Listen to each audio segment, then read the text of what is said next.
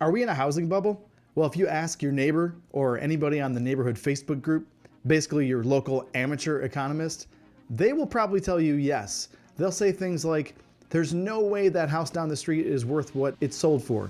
We're gonna have a crash just like 2008. Is that the truth? Is that reality? Let's answer those questions right after this.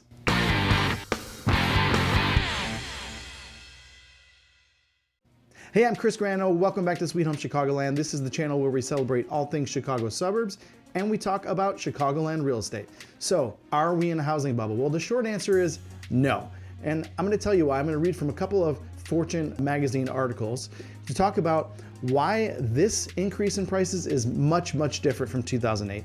2008, the increase in home values leading up to that point and then the subsequent crash were related to poor lending practices, basically giving out mortgage loans to people who never should have had a mortgage loan in the first place.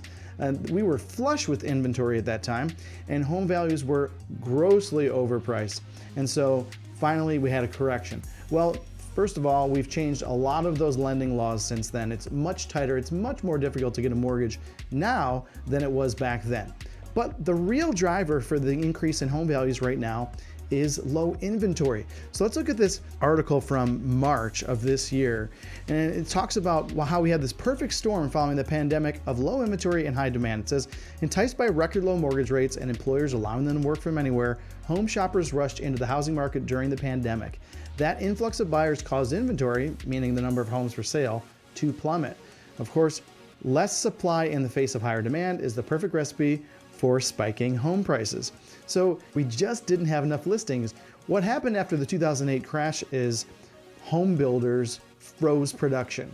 So home builders stopped building because at that time, nobody was buying. Zillow just posted an article that Fortune highlights. It says, we're not in a housing bubble.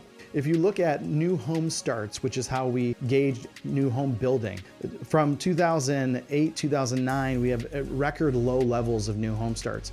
Now we're finally back at near high, not quite the highest levels, but new home builders are churning out homes as fast as they can, but they're still not keeping up with that demand, which may level off with the rise in interest rates that we've seen over the last few months of this year.